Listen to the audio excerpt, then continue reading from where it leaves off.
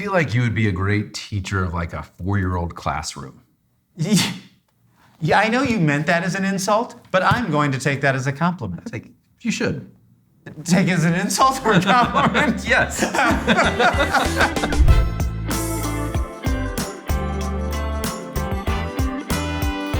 Welcome to Between Two Ferns. A different podcast. Welcome to Beyond the Exchange, where it's Brian and I. Brian's the founder and CEO of Lodas Markets. I'm the Chief Operating Officer of Lodas Markets, Jeremy Smith. And we're doing a podcast about a wide array of topics that can talk about things from the exchange to things beyond the exchange. Thus the name. Ooh. Pretty creative. Yeah. So with that, for anyone who saw our first episode, and if you didn't, you should, it's all the rage in Hollywood and Paris. We said that what we were going to do at the beginning of each episode was actually, Brian, do you want to talk about what it is and why we're doing it with Who Liked It First?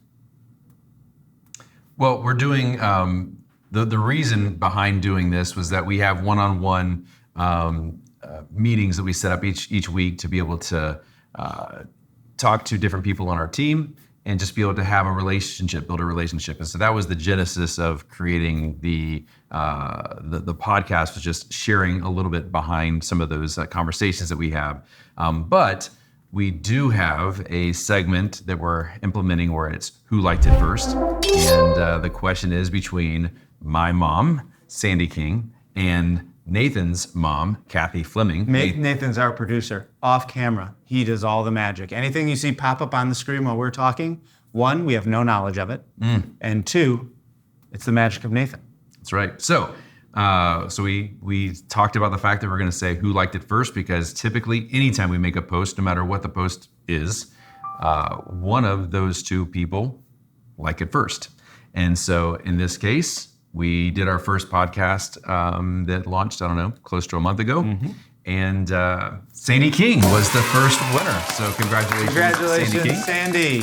You get a brand new Cybertruck. It will be delivered to your home shortly. Enjoy. And anybody who likes it first gets a free Cybertruck. Actually, our lawyers are telling me not to make that promise, even in jest. So anyone who thinks you're getting a Cybertruck, one, I question your judgment, but two, you're not. So with that, the second thing we decided to do in terms of the format is, because our one-on-ones, like Brian was talking about, would cover all manner of topics, we thought a podcast along those lines would be interesting. And so what we did was we generated a list of topics, just random topics with no agenda in mind. And we decided that we would leave it up to ChatGPT each episode to decide which of those topics we're going to talk about. So I have it queued up here, ready to send to ChatGPT and get our answer for what our topic is going to be to kick things off. Are you excited? Oh, I'm excited. Nate, are you excited? So excited, he didn't even utter a sound. Nate went like this, by the way. Right? That means he is. So here we go. And you want to make the random topic generator sound?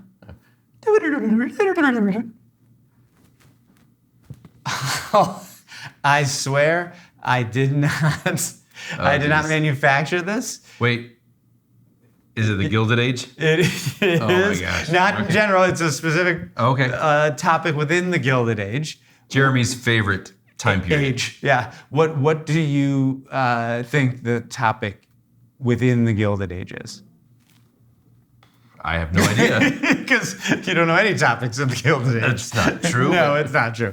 But it is Cornelius Vanderbilt. Ah, yes. Okay. All right. So Cornelius Vanderbilt, for anyone who didn't know, he is essentially like the grandfather of the Gilded Age. Oh, and I'll take a step back because this is important. The Gilded Age was the period in American history of about between 1870 and 1900, give or take a couple years on either end. And essentially, this was an incredible period of change for the United States in that it was, well, lots of reasons, but one of the biggest ones was the explosion in innovation, like during this time. And I'm kind of getting into the Gilded Age itself too, but it sets the stage for Cornelius Vanderbilt. It is a time when either these things I'm about to say were either invented or popularized, so things like the light bulb, the phonograph, the telephone, the railroad, modern steel, airplanes, bicycles. I mean, it was an unbelievable era. And it was really the creation of modern business. Like before, most businesses were small local affairs. And even the ones that were big were still pretty local. So, I mean, your average business was like 3 people big or 4 people big. And your huge businesses were like 40 people. And they all operated essentially within, not even just the same state, but within like the same town or just a little cluster of towns. So Cornelius Vanderbilt, who, as I said, is considered the grandfather of the Gilded Age and one of the robber barons, it's really interesting. He is known for being, his wealth from being generated from railroads. He was the first railroad tycoon and the biggest, or one of the biggest. And at the time he died, he was the richest man in the world. But the interesting thing, a couple interesting things. One, he created essentially the first modern business. Because it was the railroads, it went all over the United States. And so he no longer had this local business with like 25 people. He had a business that spanned the entire country and had, I think, tens of thousands of people as employees. So it was just crazy. This is incredibly unprofessional. I'm sorry, everybody. My phone is ringing. I'm going to shut it off right now. And I promise you, our adoring fans, that will never happen again. So back to Cornelius Vanderbilt. But one, he essentially created like the first modern business in his railroad company. But also, he had to develop these new ways of like management and layers of management to manage people. Because before, when it was you and 8 other guys, they just report to you and you tell them, how to hammer that piece of iron or whatever. But when you have people, tens of thousands of people spread all over the country, they're not within eyesight. And so he had to develop an entirely new management structure in order to, it's what begat sort of modern management and corporate structure. So it was really fascinating. But what was also fascinating, again, he was wealthiest man in the world when he died. He's known for being the first railroad tycoon, and that's what got him so wealthy. But he got a good chunk of his wealth from actually having a boating business. Right. Like steamboats and stuff. He did not enter the railroad industry in earnest to try to make a go of it there until he was 70 years old. 70. Wow. Yeah. So again, like the source of his wealth and eternal fame was a business line that he really started pushing hard when he was 70. And remember, this was in like the 1850s, 60s or so, when most people were dead at 70. So you still have a chance to make an impact. Yeah. I'm not a failure. I'm not. I still have over 20 years to start to make my mark on the world. That's when he started with that. Yeah. So it was amazing. Most of his contemporaries were dead, and he was just getting started. Which reminds me of another Gilded Age gentleman, also a robber baron, considered robber baron, John D. Rockefeller, oil tycoon. The fascinating thing about him was much of his wealth was made before the car was ever invented. Which you'd think oil, that's how he became huge, from the car. It was from kerosene lamps. because there's a huge transition. It's like, don't use candles. They stink. They burn out fast, blah, blah, blah. Use kerosene. And that's where, which comes from oil. And that's where his, biggest chunk of his wealth was generated from, or the first biggest chunk. And then the second was, he developed like an enormous monopoly. And he ultimately became what many people consider probably the wealthiest man in history, John D. Rockefeller. There's some dispute, but close to it. And but when he became his wealthiest, when his wealth truly exploded to never before seen levels, was when his monopoly was broken up. Like when he had the monopoly, you think, oh, that's when it's, he's his wealthiest. But when it got split up into how many other companies it got split up into, each of those companies skyrocketed in value, and he still owned good chunks of all of them. And so that was actually when it was complete irony, because Teddy Roosevelt broke up his trust and his monopoly that John D. Rockefeller had. And it was in doing that he actually made Rockefeller the wealthiest person in history. Wow. Yeah, so it just goes unintended consequences. So breaking the fourth wall here, when we become our least productive at work, it's usually because of this. It's true. Just his ability just to go on and on and on about the Gilded Age, or really any other random fact. But that's all off the top of your head. Yeah, it's true. It is one of the He knows nothing about this business. Oh, yeah. I don't know what we do even. We sell cars, right? I think there's something close to that. Something like that. Yeah. But honestly, it's what you described is what makes me so charming and lovable. Hashtag lovable COO. So that actually reminds me, as I'm spouting out facts here, and most all of them are probably true. I intend them all to be true, but sometimes brain mix things up. But that brings up a topic that is, I don't want to say humiliating, because I don't possess the ability to be embarrassed in any meaningful way. And you're not humble. I guess that is part of the word humiliating, right? Yeah. Humble. I never really thought of that. Yeah. Huh. Well, you taught me something. Look at that. Nate, mark that down. Talking about these things, and I'm right on most of them, but not always right. Well, somebody who shall remain nameless fact-checked me on Owen Wilson, about which our entire last episode was based and launched, right? And so the reason for everyone remembers that I hate Owen Wilson is because the incongruity, because he's a very ugly man, and yet once, maybe twice, was appointed, I don't know what the right word is, selected as the sexiest man in Hollywood by, I thought, like People magazine or something like that. Well, it turns out that this annoying fact checker discovered that, in fact, Owen Wilson never won. Not even once did he win sexiest man of anything. And so and trust me, once this person told me that, I'm like, no way, that can't be true. That can't be true. But I dug with intent to prove myself right, and I could not find it.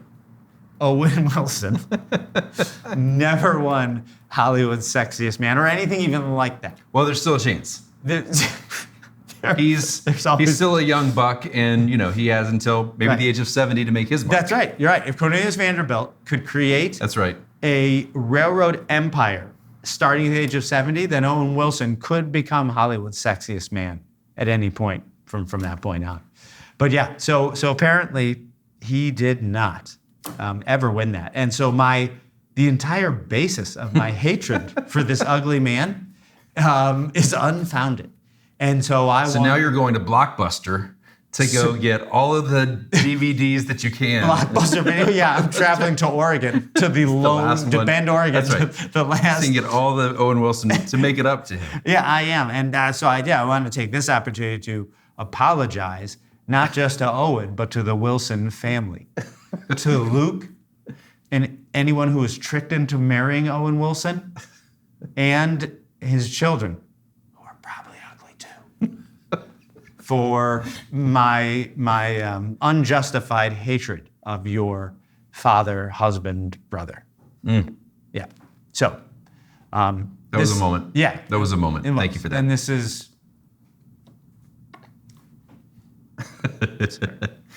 We also, fact checkers we're going to have Nathan's brother, his full-time job is going to be fact checking because you do speak with such confidence on all topics. I think we just heard that he actually started his railroad business at the age of 42. that was a joke. He did start at 70. Don't listen to Brian. But that reminded me, darn it, I had something that I was going to mention just now when we were talking about on the Vanderbilt thing though. Yes. I've also recently, I guess, got become pretty interested in some of those people who were major parts of that. You can't. That's my thing. I know it's your thing. That's my but thing. I can't just sit here and listen. They just listened to you rant for the last 10 minutes while I sat in complete silence. But that is what the people in the comments asked what was this show? There's something that was produced by the History Channel, like the makers of... on HBO right now? No. It's like the History Channel, like the maker... Who Built America or something like that. The men who built America. Yeah, I think that's what it is. Yeah. Amazing show. Like that was kind of how they dug into that story. I thought was pretty fantastic. And then I just another reference to another podcast, Founders. They oftentimes will review books and talk about books and just kind of break them down. But I did just read the autobiography of Vanderbilt. Really? 2 weeks ago, finished it. How'd you like it? It was really good. It was fascinating, but what was I think really interesting was the fact that he used his vernacular, right? So it was really a pull out in time of his like how he would speak, right? And so it was really interesting from that perspective. And a lot of times I have a hard time with autobiographies because they're filled with kind of humble brags, so to speak. Right. And it was filled with them. Now, let me ask you a question. Didn't you also read the John D. Rockefeller autobiography? I did, yep. And did you like that? You didn't like that one? No, well, again, autobiographies, I find them like educational and they're talking about themselves too much? Yeah, that's mostly it. Yeah. Like, my God, this guy talking about anything else in his autobiography? Yeah. So wait, so which did you like better? Probably Vanderbilt. Yeah. Yeah. No, I think, I mean, it's for you, it's as much about the book, how it was written and that sort of thing. But as people, I think I always find that people who came first or popularized something first to be the most interesting to me. Yeah. There's just something about like, holy cow, he did something that nobody had ever thought of before. Right. Or just took this thing that was always just down here and blew it up to the next level. And so I always find that those people fascinating. And it's funny because they're Ken Burns, the documentarian. Yeah. So the guy who created that really great visual of zooming in and out of pictures. Oh, the Ken Burns effect. Yeah. Oh my gosh, that's right. I didn't think about that. Can we do that, Nate? Can we can do transitions by zooming in? Oh, how sad is it that that's the thing that he's most known for? Yeah, well, I mean, it's pretty sad. It sounds. Yeah, but that's what I mean. I guess at least he's known. I wouldn't like to be known for that. Was he smart? I don't know, but he could zoom in and out of photos like you wouldn't believe. Perfectly. Yeah, but I'm thinking of this, and Nate, this is up to you. Like, if you can do this, fantastic. If you can't, it's not fantastic, but it's horribly unfortunate, but that's fine. If you zoom in, some transition, zoom in on me and get like so close, and then zoom out, but it'll be Brian. Ooh. Yeah, you see? Yeah, kind of like the 80s rock videos.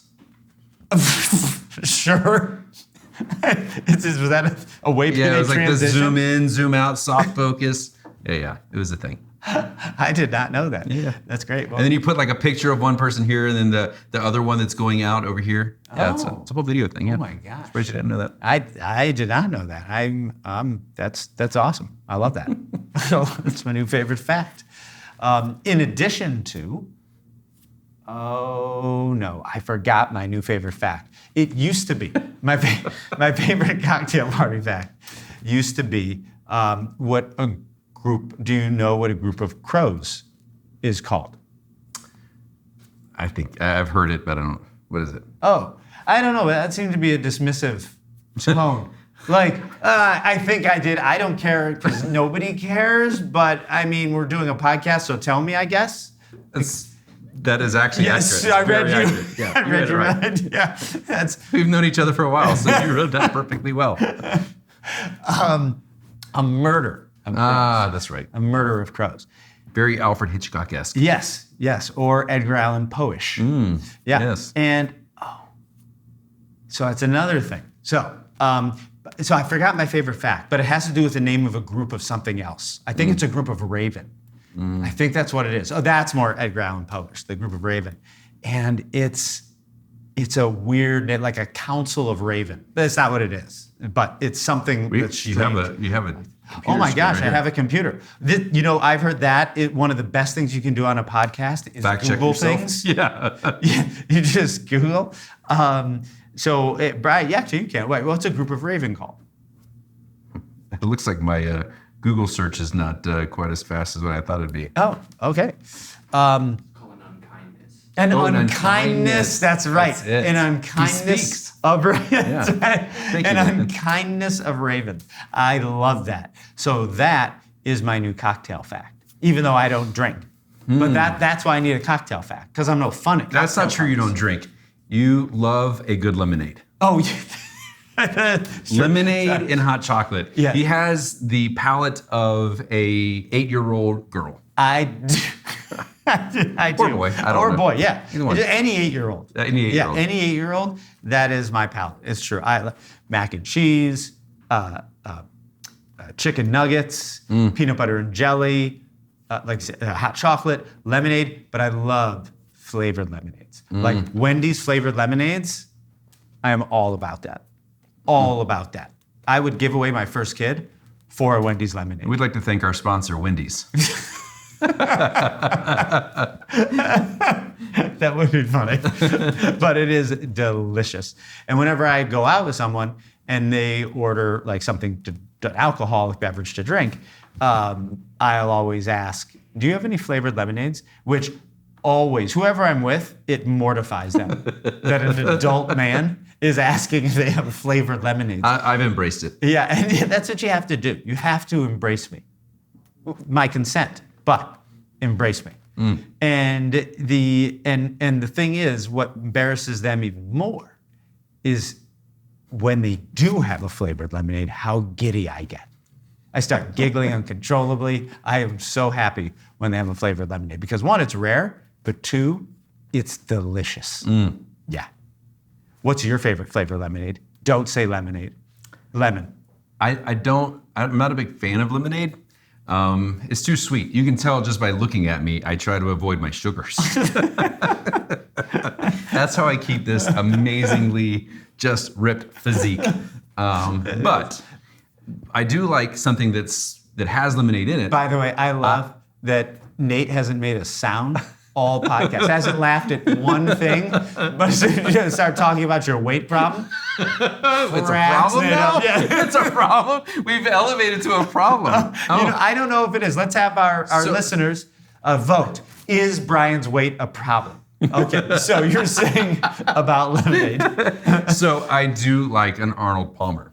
And in fact, coincidentally, I happen to have an Arnold Palmer today with my lunch because I had it from Chick-fil-A, which is half lemonade, half tea. Yes. Thank you to our sponsor, Chick-fil-A, for sponsoring this episode. And to Arnold Palmer. And to Arnold Palmer, the golfer. The golfer. Somehow is associated with a He's a lemonade/tea drink. He's a huge, yeah, it is weird, but I think he made it, or not made it, but he like requested it, and then people just saw him doing it, and it proliferated, and he became the popularizer and the namesake of the Arnold Palmer. You know who that pissed off, I'm sure? Jack Nicklaus. That guy. He's like, I'm a better golfer than this guy, and he's got a drink named after him that will last forever. And what do I have to show for it? Nothing. People confuse me with Jack Nicholson all the time. That is. And for anybody. So here's a little mnemonic trick. Yeah, for anyone who doesn't know what mnemonic tricks are, like sometimes you can't remember things, but if you come up with a little wordplay, that it helps that thing stick in your brain. So I always so confused, like, it's Jack Nicklaus the golfer or the movie star? Or is Jack Nicholson the golfer or the movie star? Like, I could never remember. But then I came up with this little trick, which Jack Nicholson is the son of Hollywood.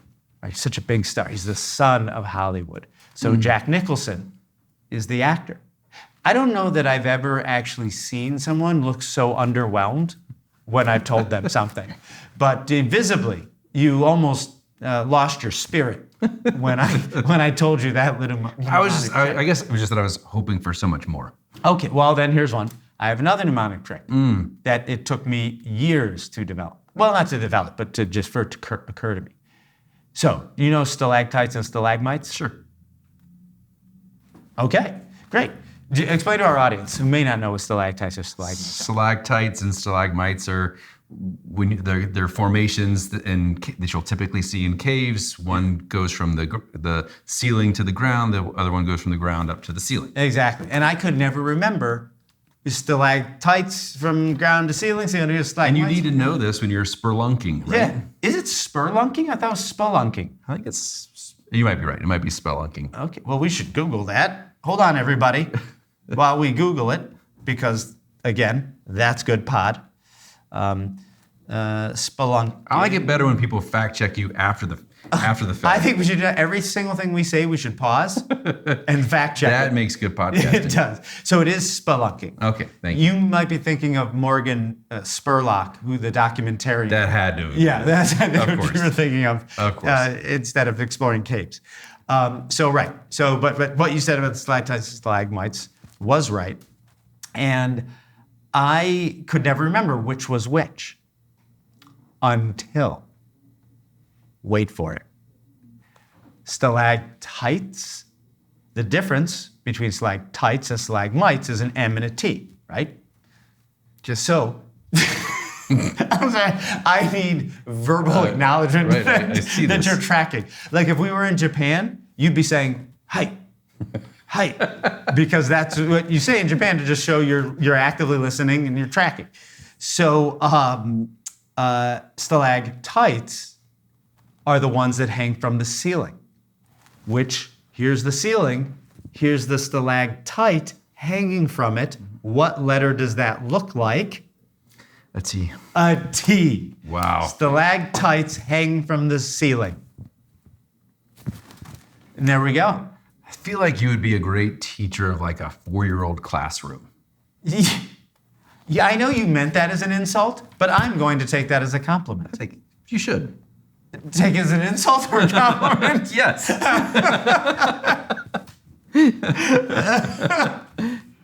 Oh, well done. Well It's done. like Dora the Explorer. You're like, it's how she asks the question, she pauses. Great job. Dora the Explorer. So what is your favorite cartoon intended for 3-year-olds and below? Is it None. There are none. Dora, Blue's Clues? I'm in a slightly different age bracket now with my kids, so I don't. Those shows don't typically come on anymore in our house. How old are your daughters? My oldest will be 21 in 2 weeks, Holy cow. and then my youngest is 19. That is crazy. Wow. And what are their physical addresses and social security numbers? Just for our listeners. Yeah. No comment? No comment. Gotcha. All right. So we were talking about Owen Wilson. No, we're not. No. Oh my gosh. For anyone who hasn't seen it, if you haven't seen this, it's amazing. I can't remember the name of this comedian, but it was probably in like the 80s or something. And he was a ventriloquist comedian. And he did this thing that it was hilarious, but it was so impressive, where let me think of how to put this. He was had his dummy and he's talking into the microphone, and he was pretending at some point, this really didn't even involve his dummy. At some point, he was pretending that there was something wrong with the mic and that there was a delay. And then he would start to mouth what he was saying, but then keep saying a different thing. So it seemed like the audio came first and then the visual, so it was like out of sync. Essentially in like real time, he was able to make it seem like his voice and his mouth were out of sync by a couple of seconds. It was unbelievably impressive. I know the way I described it was one of the worst, least entertaining ways that you could describe. I think I've seen that. Confusing. I think I've seen that skit before. Oh, really? Yeah, he was a fairly popular ventriloquist back in the 80s and 90s. Oh, okay. So I'm the idiot. Oh, Okay. You're just You're remembering. saying there was a ventriloquist and a dummy, but you're the dummy, Jeremy. You're the dummy. that's actually maybe a fair assessment. Yeah. I was joking. This is awkward. So awkward. You're so awkward. I know. Speaking of ventriloquists, two things. Do you like ventriloquists like comedians? Do you like them? And do you respect them? Please. I think I think they can be very funny. Yeah. And it can be very impressive, some of the stuff they do. So I wouldn't say I like all of them, but I do like some of them. Okay. There have been several that I've enjoyed watching over the years.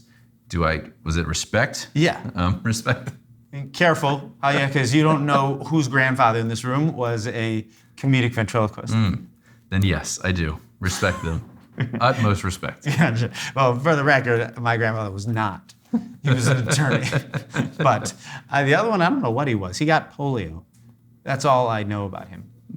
Yeah, I don't think he did that as a job, but I do know that he contracted polio. But yeah, because I feel like comedians don't respect, like just straight stand-up comedians, don't respect ventriloquist comedians. But I don't know why, because I legitimately find them hilarious. I mean, not all of them, like you said, but I don't find all comedians hilarious. Right. But I'm like, why isn't that? Like, I know they think like prop comedians, like Carrot Top. Shout out to Carrot Top. That they don't respect them because they feel like they use the props as a crutch. Ironically, they don't use a prop crutch. You'd think so, right? Yeah, but I think the irony is too great there. But they don't respect those Like prop Gallagher. comedians. Gallagher Yeah, back in the Gallagher day, too. yeah. Yep. And I think they feel like the dummy is like a prop of sorts, which I guess it is. But I find them hilarious, and so I find them funny, and I respect them. Yeah, and that's. I know it's controversial. That's all the affirmation they need. Yeah, is right. And Jeremy Smith's Right. glowing recommendation. That's right. And respect. So I want you to know, ventriloquist comedians, you are loved by me. And I think that that's a great place to wrap up. From Cornelius Vanderbilt to ventriloquist comedians, and And everything else in between. and everything else in between. And so please join us on our next episode when we talk about everything from Teslas to unicorns.